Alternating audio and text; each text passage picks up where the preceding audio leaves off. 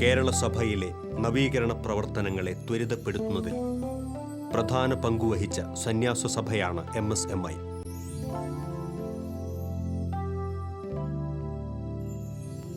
MSMI സന്യാസ സഭയുടെ ഇപ്പോഴത്തെ വികാർ ജനറൽ ആയിരിക്കുന്ന റവറൻ സിസ്റ്റർ ലെറ്റീഷ്യ MSMIയെ പരിചയപ്പെടാം മർത്ത ആൻഡ് മേരിയിലൂടെ.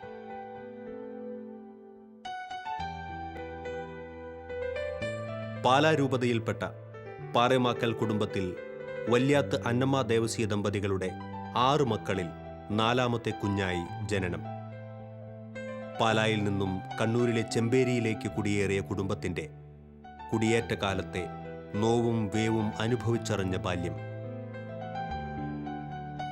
പിന്നീട് MSMI സന്യാസ സഭയുടെ ശൈശവദശയിലെ കഷ്ടതകളിൽ ഒപ്പമുണ്ടായിരുന്ന സഹോദരിമാർക്ക് കരുത്തു പകർന്ന യൗവനം. എല്ലാം മദർ ലെറ്റീഷ്യ പങ്കുവയ്ക്കുന്നു.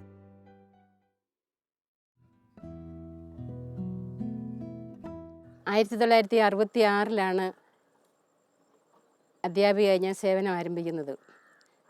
ചെക്കട്ടപ്പാറ സ്കൂളിലാണ് ആരംഭിച്ചത്. 3 മാസത്തിന് ശേഷം കുളത്തുവയൽ UP സ്കൂളിലേക്ക് സ്ഥലം മാറി. 66 മുതൽ 88 വരെ കുളത്തുവയൽ സ്കൂളിലാണ് അധ്യാപികയായി സേവനമനുഷ്ഠിച്ചത്. ആ കാലഘട്ടത്തെക്കുറിച്ച് ഓർക്കുമ്പോൾ വളരെയേറെ സന്തോഷവും സംതൃപ്തിയും എനിക്കുണ്ട്. ഞാൻ റിട്ടയർ ചെയ്ത് കഴിഞ്ഞ് വീണ്ടും 2012 കുളത്തുവയലിലേക്ക് തിരിച്ചെത്തിയപ്പോൾ ഞാൻ ആദ്യം പഠിപ്പിച്ച കുട്ടികൾ പലരും ഇന്ന് വളർന്ന് വലിയ സ്ഥാനങ്ങളിൽ എത്തിയിട്ടുണ്ട്. അവർ വല്യപ്പന്മാർ വരെ ആയിട്ടുണ്ട്. അപ്പോൾ അവരെല്ലാം വരുമ്പോൾ സിസ്റ്റർ എന്നെ ഓർക്കുന്നുണ്ടോ, എന്നെ പഠിപ്പിച്ചാണെന്ന് പറഞ്ഞ് വരുമ്പോൾ ഞാൻ UP സ്കൂളിൽ പഠിപ്പിച്ചുകൊണ്ട് പലരുടെയും വീട്ടുപേരും പേരും എനിക്ക് ഓർമ്മയുണ്ടെങ്കിൽ ആളെ കാണുമ്പോൾ പലപ്പോഴും മനസ്സിലാകുന്നില്ലെങ്കിലും ഈ കാലഘട്ടത്തിൽ ഒത്തിരിയേറെ സന്തോഷം തോന്നും. വൈദികരും സമർപ്പിതരും അതുപോലെ കുടുംബജീവിതത്തിലും പല ജോലിയിലും പല ഡിപ്പാർട്ട്മെൻറ്റിലും ജോലി ചെയ്യുന്ന പലരെയും ഇപ്പോൾ വീണ്ടും തിരിച്ചു വന്നപ്പോൾ പലപ്പോഴും കാണാനിടയാകുന്നുണ്ട്. പല സ്ഥലത്തും വെച്ച് കാണുമ്പോൾ ഞങ്ങൾ സൗഹൃദം ഉണർത്താറുണ്ട്. എനിക്കതിലൊരു വിഷമം വന്നത് 1976 സുപ്പീരിയർ ജനറലായിട്ട് തിരഞ്ഞെടുക്കപ്പെട്ടപ്പോൾ ഇത് രണ്ടും കൂടെ ഒരുമിച്ച് കൊണ്ടുപോകാനൊരു വളരെയേറെ ബുദ്ധിമുട്ടുണ്ടായി. അതുകൊണ്ട് പലപ്പോഴും ലീവ് എടുക്കേണ്ടതായിട്ടൊക്കെ വരുമായിരുന്നു. അപ്പോൾ അങ്ങനെ ലീവ് എടുത്ത് കുറച്ച് ദിവസം പോകും. ആ കാലഘട്ടം ആ രണ്ടും കൂടെ ഒരുമിച്ച് കൊണ്ടുപോകാനായിട്ടുള്ള ഒരു സംഘർഷ കാലഘട്ടമായിട്ട് അനുഭവപ്പെട്ടു. 88 ഞാൻ പൂഴിത്തോടിലേക്ക് സ്ഥലം മാറി. അവിടെ 3 വർഷം പഠിപ്പിച്ചതും നല്ല ഓർമ്മയിലാണ്. അന്ന് മറ്റ് ലീവൊന്നും എടുക്കാതെ പഠിപ്പിക്കാൻ സാധിച്ചു. വീണ്ടും 1994 കുളത്തുവയലിലേക്ക് സുപ്പീരിയർ ജനറലായിട്ട് വന്നപ്പോൾ 2 ജോലിയും കൂടെ കൊണ്ടുപോകാനായിട്ട് ബുദ്ധിമുട്ട് വന്നതുകൊണ്ട് 1995 5 വർഷം മുമ്പേ ഞാൻ വോളണ്ടറി റിട്ടയർമെൻ്റ് എടുത്ത് ആ ജോലി നിർത്തി. എങ്കിലും ഇന്ന് പുറകോട്ട് നോക്കുമ്പോൾ എനിക്ക് ആ കാലഘട്ടം വളരെ സന്തോഷവും സംതൃപ്തിയും പ്രത്യേകിച്ച് അത് ഫലം കാണുന്ന പോലെയാണ് ഇപ്പോൾ കാണുന്നത്. അന്ന് പഠിപ്പിച്ച കുട്ടികളൊക്കെ നല്ല രംഗത്ത് എത്തിയത് കാണുമ്പോൾ ഒത്തിരി സന്തോഷവും സംതൃപ്തിയും ഇന്ന് ഞാൻ ആ കാലഘട്ടത്തെക്കുറിച്ച് അനുസ്മരിക്കുന്നു.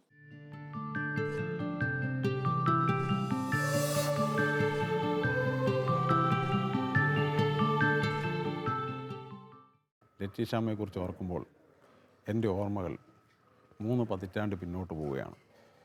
പഴയ അപ്പർ പ്രൈമറി ക്ലാസ്സിലെ ക്ലാസ് അധ്യാപികയായിരുന്ന ലെറ്റീഷ്യാമ്മ കുട്ടികൾക്ക് കേവലം ഒരു അധ്യാപിക മാത്രമായിരുന്നില്ല, മറിച്ച് എല്ലാ അർത്ഥത്തിലും ഒരു അമ്മയുടെ സ്നേഹവും അതിലുപരി ഓരോ കുട്ടിയെയും അടുത്തറിഞ്ഞ് സ്നേഹത്തിലൂടെ നയിച്ച് പഠനത്തിൽ പിന്നോക്കം നിൽക്കുന്നവരെ പ്രത്യേകം കണ്ടെത്തി ഇംഗ്ലീഷ് ഭാഷ പല കുട്ടികൾക്കും ബാലികാറാമലയായിരുന്നപ്പോൾ അത് ഏറെ എളുപ്പവും ആസ്വാദ്യകരമായ രീതിയിൽ എങ്ങനെ പഠിപ്പിക്കാമെന്ന് സിസ്റ്ററിൻ്റെ ക്ലാസ്സുകളിലെ ആ ഓരോ ദിവസങ്ങളും ഇപ്പോഴും എൻ്റെ ഓർമ്മയിൽ മായാതെ നിൽക്കുന്നെങ്കിൽ അത് സിസ്റ്ററിൻ്റെ അധ്യാപിക എന്ന നിലയ്ക്കുള്ള വ്യക്തി വൈശിഷ്ട്യം തന്നെയാണെന്ന് ഞാൻ കരുതുകയാണ്.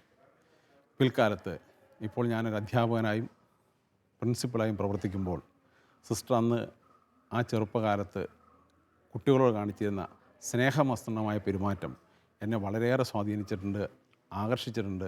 ഇന്ന് എനിക്കതൊരു പരിധിവരെ നല്ലൊരളവിൽ എൻ്റെ പ്രവർത്തന മേഖലയിൽ കർമ്മമണ്ഡലത്തിൽ പ്രവർത്തിക്കാൻ കഴിയുന്നു, അത് പ്രയോഗിക്കാൻ കഴിയുന്നു എന്നത് ഈ അമ്മയിൽ നിന്ന് ഉൾക്കൊണ്ട പാഠത്തിൻ്റെ ബാക്കി പത്രമായി ഞാൻ കാണുകയാണ്.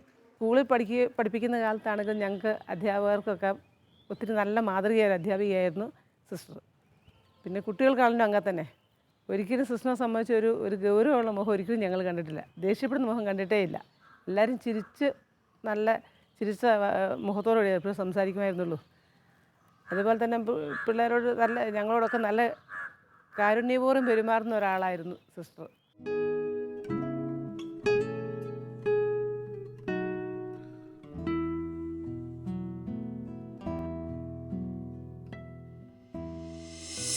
വളരെ ചെറുപ്പത്തിലെ വീട്ടിൽ വെച്ച് തന്നെ ആരംഭിച്ചതാണ് മരിയ ഭക്തി.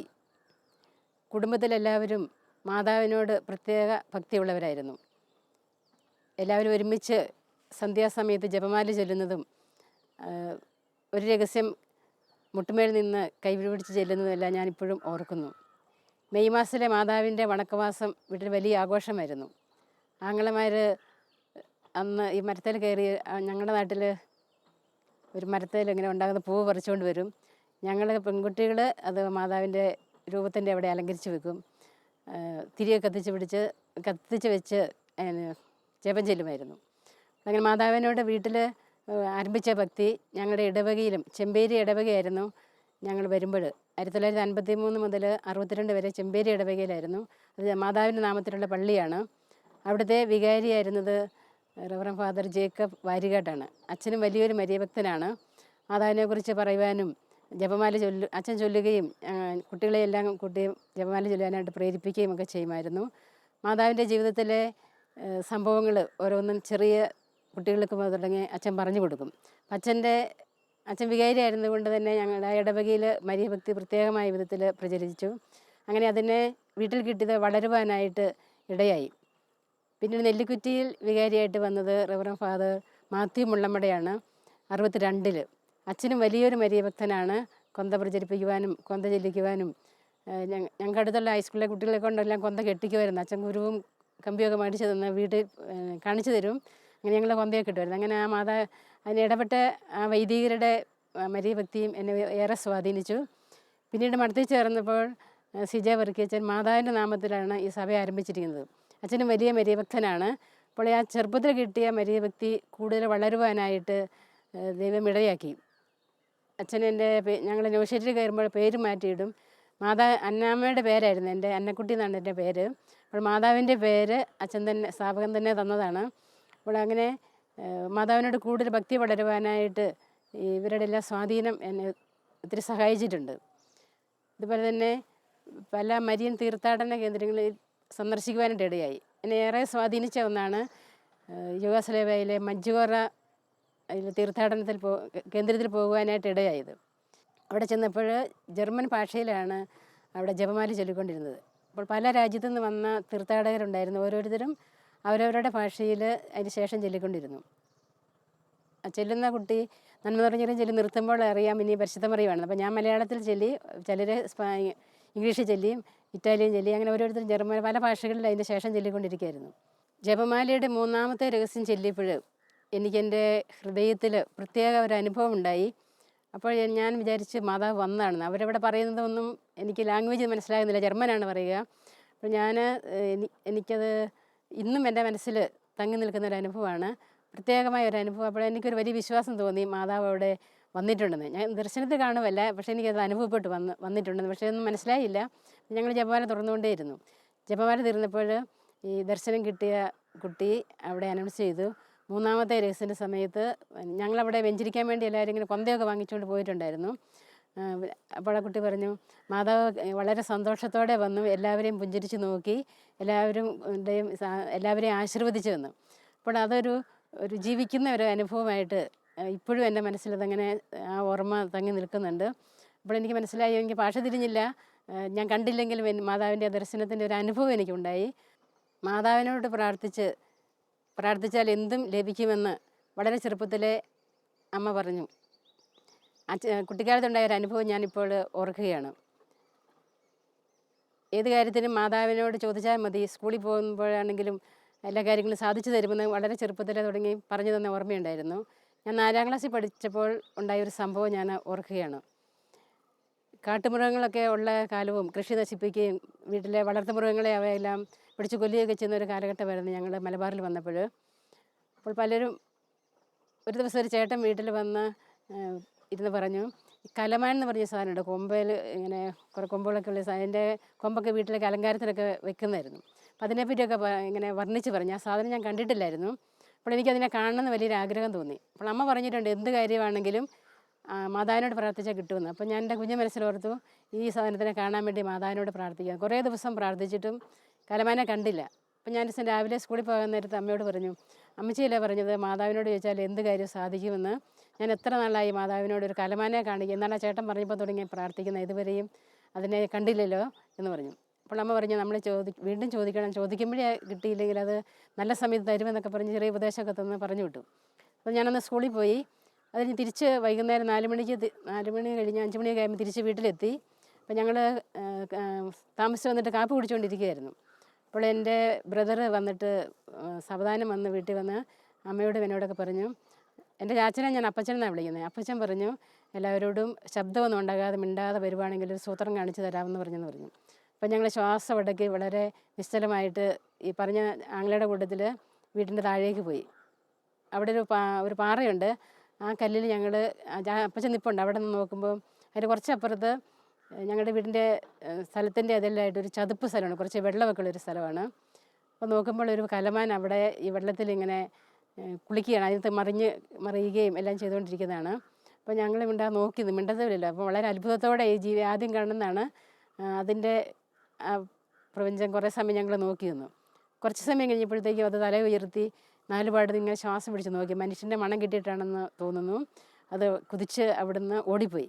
അപ്പോൾ തിരിച്ച് വന്നപ്പോൾ അമ്മ എന്നോട് ചോദിച്ചു, ഇപ്പോൾ എങ്ങനെയുണ്ട് നിൻ്റെ വിശ്വാസം ശരിയായെന്ന് ചോദിച്ചു. അതിനോട് ചോദിച്ചു, നീ തന്നെ സ്കൂളിൽ പോകുന്ന വഴിക്കാണ് ഇതിനെ കാണുന്നെങ്കിൽ എന്തായിരുന്നു സ്ഥിതിയെന്ന്. അപ്പം അങ്ങനെയാണ് തീർച്ചയായിട്ടും ഞാൻ പേടിച്ച് പിന്നെ തിരിച്ച് വീട്ടിൽ എത്തുമെന്ന് അറിയില്ല. അത്രയും പേടിക്കും. വലിയ ഒരു പശുവിൻ്റെ ഒക്കെ വലിപ്പമുണ്ട്. അപ്പോൾ അതെൻ്റെ വിശ്വാസത്തെ, ആ ചെറുപ്പത്തിലെ വിശ്വാസത്തെ ഉറപ്പിച്ചു. അതവനോട് ചോദിച്ചാൽ എന്ത് കാര്യം സാധിക്കുമെന്ന്. പിന്നീട് എൻ്റെ ജീവിതത്തിലെ ചെറുതും വലുതുമായ ഒരുപാട് അനുഭവങ്ങൾ എൻ്റെ സമർപ്പിത ജീവിതത്തിൽ മാതാവിൻ്റെ സഹായത്താൽ കാര്യം സാധിച്ചു കിട്ടുക എന്നുള്ളതല്ല, മാതാവ് കൂടെ ഉണ്ടെന്നുള്ളൊരു വലിയ വിശ്വാസത്തിൽ വളരുവാനായിട്ട് സാധിച്ചു. ഞങ്ങളുടെ ഫോർമേഷൻ കാലത്ത് ചാപ്പിലുണ്ടായിരുന്ന ഒരു മാതാവിൻ്റെ അടുത്ത് പോയി ഞങ്ങൾ ഒറ്റയ്ക്ക് ഇങ്ങനെ പ്രാർത്ഥിക്കുമായിരുന്നു. ആ രൂപം തന്നെയാണ് ഇപ്പോഴും വിമലാലയത്തിലെ ചാപ്പിൽ വെച്ചിരിക്കുന്ന മാതാവിൻ്റെ രൂപം. അപ്പോൾ എനിക്ക് പ്രഭാതത്തിൽ ആ മാതാവിൻ്റെ അടുത്ത് പോയി പ്രാർത്ഥിക്കാൻ, അന്ന് ഞങ്ങൾ യൂണിവേഴ്സിറ്റിയിലായിരുന്നപ്പം ഈ മാതാവിൻ്റെ അടുത്ത് പോയിരുന്ന് പ്രാർത്ഥിക്കുക, അങ്ങനെ ചേർന്ന് നിന്ന് പ്രാർത്ഥിക്കാനുള്ള ഒരു പ്രചോദനം ഉണ്ടായിരുന്നു. അപ്പോൾ ഇപ്പോഴും എൻ്റെ മനസ്സിൽ ആ ഒരു പ്രചോദനമുണ്ട്. അപ്പോൾ രാവിലെ ആ മാതാവിൻ്റെ അടുത്ത് പോയി കുറച്ച് സമയം ഇങ്ങനെ തനിച്ച് പ്രാർത്ഥിക്കുവാനായിട്ട് തോന്നും. മാതാവിനോടുള്ള ആ ഭക്തിയിൽ വളരാനായിട്ടും മാതാവിനോട് ചേർന്ന് പോകുവാനായിട്ടും എൻ്റെ ജീവിതത്തിലെ പ്രതിസന്ധികളിലൊക്കെ മാതാവ് കൂടെ ഉണ്ടെന്നുള്ള വലിയൊരു ബോധ്യത്തിൽ വളരുവാനായിട്ടും തുടർച്ചയായിട്ട് തമ്പുരാനുള്ളൊരു അവസരം തന്നു. ആ വിശ്വാസം വളർത്തത്തക്ക രീതിയിൽ ഉള്ള കൃപകൾ നൽകി. അപ്പം വളരെ ചെറിയ കാര്യമാണ്. ഇപ്പോൾ മാതാവിനോട് പറഞ്ഞാൽ അത് പോംവഴി ഉണ്ടാകും എന്നുള്ളൊരു ഉറച്ച ബോധ്യം ഇന്നും എനിക്കുണ്ട്. കർത്താവാണ് എൻ്റെ ഇടയൻ, എനിക്കൊന്നിനും കുറവുണ്ടാകിയില്ല എന്ന സങ്കീർത്തന വചനം എൻ്റെ ഔദ്യോഗിക ജീവിതത്തിൽ എന്നും ഒരു വഴിവിളക്കായിരുന്നു. 1964 ജൂലൈ 16 ഞങ്ങൾ ആദ്യ വ്രതവാഗ്ദാനം ചെയ്ത് സഭാവസ്ത്രം സ്വീകരിച്ചു. അന്ന് തന്നെയായിരുന്നു പൊതു തിരഞ്ഞെടുപ്പ്. ആ ഔദ്യോഗിക ഗ്രൂപ്പിൽ കൗൺസിലറായിട്ട് ഞാനും തിരഞ്ഞെടുക്കപ്പെട്ടു.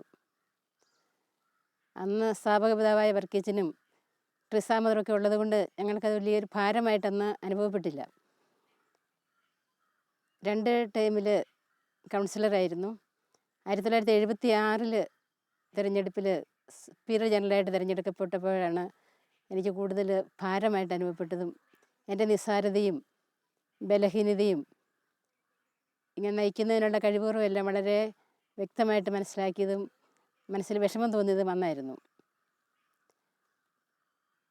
എന്നാൽ കർത്താവ് എൻ്റെ ബലഹീനത ഒരു കൃപയായിട്ട് തന്നതായിട്ട് എനിക്ക് തുടർന്നുള്ള നാളുകളിൽ മനസ്സിലാക്കുവാൻ സാധിച്ചു. ബഹുമാനപ്പെട്ട സ്ഥാപക പിതാവായ വർഗീച്ചൻ്റെ നേതൃത്വവും കൂടെ പ്രവർത്തിച്ചിരുന്നവരുടെ സഹകരണവും വളരെ നന്ദിയോടെ ഞാൻ ഓർക്കുകയാണ്. ബുദ്ധിമുട്ടുള്ള പല അവസരങ്ങൾ വന്നെങ്കിലും ഈ ഗ്രൂപ്പിലുള്ളവരുടെ സപ്പോർട്ടും സിസ്റ്റേഴ്സിൻ്റെ എല്ലാ കൂട്ടായ്മയെല്ലാം എന്നെ ഒരുപാട് ബലപ്പെടുത്തിയിട്ടുണ്ട്. എൻ്റെ ഔദ്യോഗിക ജീവിതത്തിന് ഉള്ള പരിശീലനമോ അതിനുള്ള കഴിവുകളോ ഇല്ലാത്തത് തന്നെ ഒരു ഭാഗ്യമായിട്ട് എനിക്ക് പിന്നീട് അനുഭവപ്പെട്ടു. ദൈവത്തിൽ പൂർണ്ണമായിട്ട് ആശ്രയിക്കുവാനും കഴിവുള്ളവരുടെ കഴിവുകൾ ചേർത്ത് വെച്ച് മുന്നോട്ട് പോകുവാനും ഈ കുറവുകൾ ഒരനുഗ്രഹമായിട്ടാണ് എനിക്കിന്ന് വരെ അനുഭവപ്പെട്ടിട്ടുള്ളത്. 3 ടേമിൽ സഭയുടെ ഉത്തരവാദിത്വം ഏറ്റെടുക്കേണ്ടതായി വന്ന കാലഘട്ടത്തിലും അച്ഛൻ്റെ പൂർണ്ണമായ നേതൃത്വവും പ്രാർത്ഥനയും മാതൃകയും മാർഗനിർദ്ദേശങ്ങളും വലിയ ഒരു ശക്തിയായിരുന്നു. സംശയം വന്നാൽ ചോദിക്കാനും മാർഗദർശനം നൽകുവാനും അച്ഛനുണ്ടായിരുന്നത് എന്നും വലിയ ആശ്വാസവും ശക്തിയുമായിരുന്നു. പിന്നെ കൂടുതൽ പ്രാർത്ഥനയിൽ ആശ്രയിക്കുവാനായിട്ട് എൻ്റെ കുറവുകൾ എന്നെ സഹായിച്ചു. ആ കാലഘട്ടത്തിൽ ഞാൻ ആരംഭിച്ചതാണ് വെളുപ്പിനെ 4 മണിക്ക് ഉണർന്ന് 4:30 മുതൽ സക്രാരിയുടെ മുമ്പിലും പരിശുദ്ധ അമ്മയുടെ അടുത്തും പ്രാർത്ഥിക്കുവാനായിട്ട്. അതിനുശേഷം അത് ഇന്ന് വരെയും തുടരുവാനായിട്ട് ദൈവം കൃപ നൽകുന്നുണ്ട്. ആ സമയമാണ് എനിക്ക് എൻ്റെ പ്രാർത്ഥനാ ജീവിതത്തിൽ വളരെ പേഴ്സണലായിട്ട് അനുഭവപ്പെടുന്ന ഒരു സമയമാണ് പ്രഭാതത്തിലെ പ്രാർത്ഥന. കഴിവില്ലാത്തതുകൊണ്ട് ദൈവത്തിൽ പൂർണ്ണമായിട്ട് ആശ്രയിക്കുവാനും മറ്റുള്ളവരുടെ കഴിവുകൾ സ്വീകരിക്കുവാനും എളുപ്പമുണ്ടായിരുന്നു. എൻ്റെ 3 ടീമിലും ഉണ്ടായിരുന്ന സഹപ്രവർത്തകരെ ഒത്തിരി നന്ദിയോടെയാണ് ഞാൻ ഓർക്കുന്നത്. അവർ പൂർണ്ണമായ സഹകരണം നൽകി. അതുപോലെ സിസ്റ്റേഴ്സും വളരെ സ്നേഹത്തിലും കൂട്ടായ്മയിലും കഴിഞ്ഞിരുന്നു. തീരുമാനങ്ങൾക്ക് എടുക്കേണ്ട പല അവസരത്തിലും മനസ്സിൽ വിഷമം തോന്നിയിട്ടുണ്ട്. ഒരു സ്ഥലം മാറ്റത്തിൻ്റെയൊക്കെ സമയത്തും എല്ലാവർക്കും തൃപ്തിയാകത്തക്ക രീതിയിൽ ചെയ്യാൻ പറ്റാത്ത പല തീരുമാനങ്ങളും തിരുത്തലുകളൊക്കെ നടത്തേണ്ടതായിട്ട് വരുമ്പോൾ മനസ്സിൽ വിഷമം തോന്നി. അപ്പോൾ അച്ഛൻ പറഞ്ഞ് മനസ്സാക്ഷിക്ക് വിരുദ്ധമായിട്ട് പ്രവർത്തിക്കാതിരിക്കുക, ദൈവത്തിന് മുമ്പിൽ സത്യസന്ധമായിട്ട് പെരുമാറിയാൽ മതി. നമുക്കെല്ലാവരെയും തൃപ്തിപ്പെടുത്താൻ പറ്റിയില്ല, ദൈവത്തെ തൃപ്തിപ്പെടുത്തുകയാണ് ഏറ്റവും ആവശ്യമെന്ന്. അതെനിക്കൊരു വലിയ ശക്തിയായിരുന്നു. ദൈവവിളിയെക്കുറിച്ച് ഇപ്പോൾ കേൾക്കാറുണ്ട് ദൈവവിളി കുറഞ്ഞുവെന്ന്. എനിക്ക് തോന്നുന്നത് ദൈവവിളിയുടെ അനുപാതം കുറഞ്ഞിട്ടില്ല. ഞങ്ങളുടെ കാലത്ത് കുടുംബങ്ങളിൽ 8, 10, 12 കുട്ടികളുണ്ടായിരുന്നു.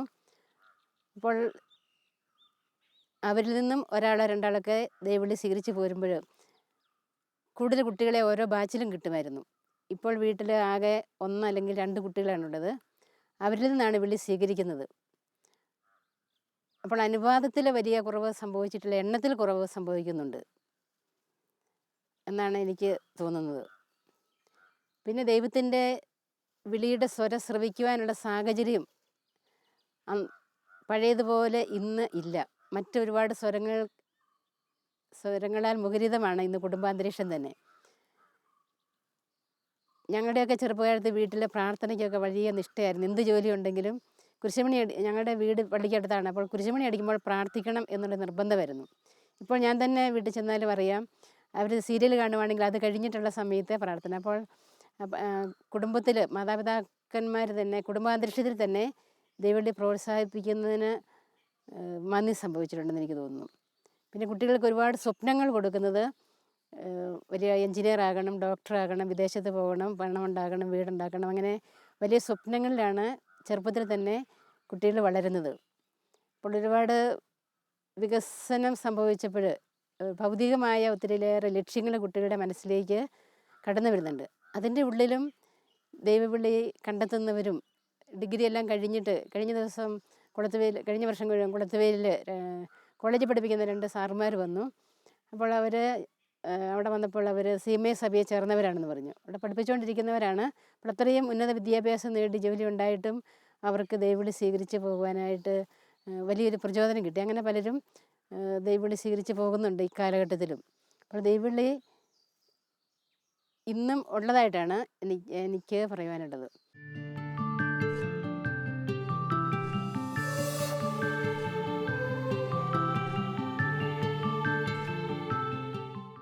ലറ്റീഷ്യ മദറിനെ കുറിച്ച് ചിന്തിക്കുമ്പോൾ കുഞ്ഞുനാളിൽ വീട്ടിലായിരിക്കുമ്പോൾ വെള്ളയെടുപ്പിട്ട് വീട്ടിലേക്ക് കടന്നു വരുന്ന 2 ആൻറ്റിമാരായിരുന്നു മദർ ലറ്റീഷ്യയും സിസ്റ്റർ ജോയ്സും. ലറ്റീഷ്യ മദറിൻ്റെ ശാന്തമായ പെരുമാറ്റവും പ്രാർത്ഥനാ ജീവിതവുമെല്ലാം കുഞ്ഞുനാൾ മുതൽ തന്നെ എന്നെയും ആകർഷിച്ചിരുന്നു. ഈ ജീവിതത്തിലേക്ക് അല്ലെങ്കിൽ കോൺവെൻറ്റിലേക്ക് കടന്നു വരണമെന്നൊക്കെ ഒരു പ്രചോദനം നൽകിയത് ആൻറ്റിമാരുടെ ഈ കടന്നുവരവായിരുന്നു. സന്യാസ സമർപ്പണ ജീവിതത്തിലേക്ക് കടന്നു വരുവാൻ എനിക്ക് മാതൃകയും പ്രചോദനം നൽകിയത് ലറ്റീഷ്യ മദറിൻ്റെ ഈ ജീവിത രീതിയും ശാന്തമായ പെരുമാറ്റവും എല്ലാവർക്കും വേണ്ടിയുള്ള പ്രാർത്ഥന ജീവിതവും എല്ലാമായിരുന്നു. MSMI സന്യാസിനി സമൂഹത്തെ ഏറ്റവും കൂടുതൽ ഞാൻ അടുത്തറിഞ്ഞത് ലറ്റീഷ്യ മദറിലൂടെയാണ്. ഈ സന്യാസ സമർപ്പണ ജീവിതത്തിലേക്ക് ഞാൻ കടന്നു വന്ന ആ നിമിഷം മുതൽ ഇന്ന് വരെ ലറ്റീഷ്യ മദറിൻ്റെ ആ ഒരു സ്നേഹവും വാത്സല്യവും, ആർക്കും എപ്പോഴും സമീപിക്കാവുന്ന മദറിൻ്റെ ജീവിതശൈലിയും സ്വന്തമാക്കുവാനും ഇപ്പോൾ ഇവിടെ ആയിരിക്കുമ്പോൾ കൂടുതൽ അത് അനുഭവിക്കുവാനും എനിക്കും സാധിക്കുന്നു. അനുകൂലവും പ്രതികൂലവുമായ ഏത് സാഹചര്യത്തിലും ശാന്തത കൈവിടാതെ പ്രാർത്ഥനയിൽ നിന്നും ശക്തി സ്വീകരിക്കുന്ന ലറ്റീഷ്യ അമ്മയുടെ ആ ജീവിത മാതൃക മക്കളായ ഞങ്ങൾക്കെന്നും ഒരു മാതൃകയും ഇന്നും അതൊരു പ്രചോദനവുമായി തീരുന്നു.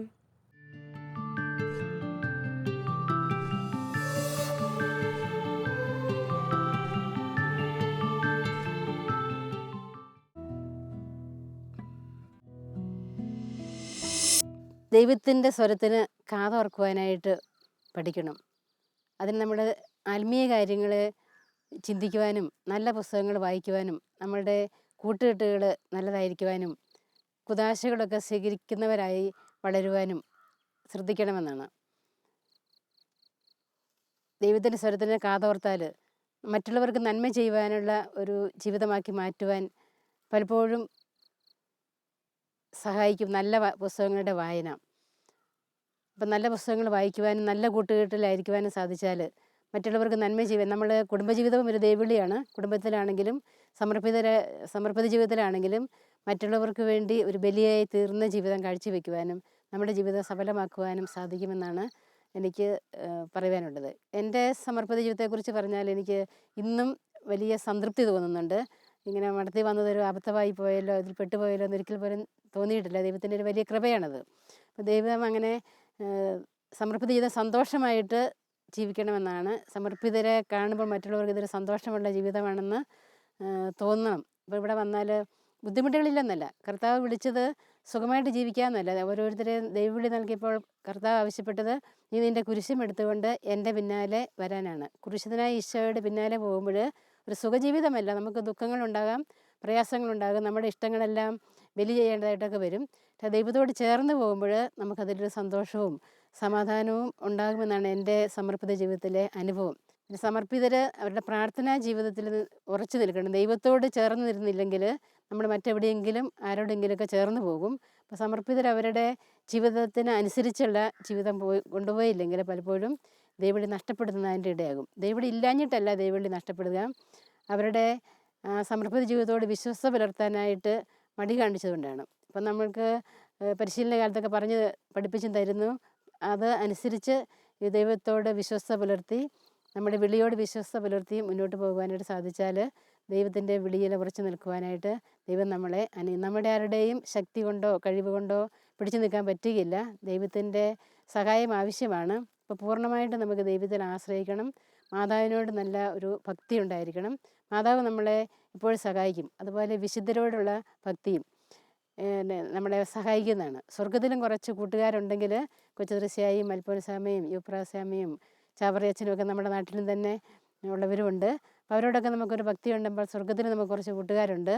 അത് നമ്മുടെ ആത്മീയ ജീവിതത്തെ സഹായിക്കുന്നതാണ്. പ്രാർത്ഥിക്കാൻ അറിയത്തില്ലെങ്കിലും കർത്താവിനോട് ചേർന്നിരുന്നാൽ കർത്താവ് നമ്മളെ തീർച്ചയായിട്ടും പിടിച്ചു നിർത്തും, അതിനൊരു സന്തോഷം നൽകുകയും ചെയ്യും. അപ്പോൾ കഷ്ടപ്പാട്, ദാരിദ്ര്യം, മനപ്രയാസമൊക്കെ ഉണ്ടാകും. പക്ഷേ അതിലും കൂടുതലായിട്ട് ഈ വിളിയിലുള്ള സന്തോഷം നിലനിർത്തി മുന്നോട്ട് പോകുവാനായിട്ട് സാധിക്കുമെന്നാണ് എൻ്റെ അനുഭവ സാക്ഷ്യം.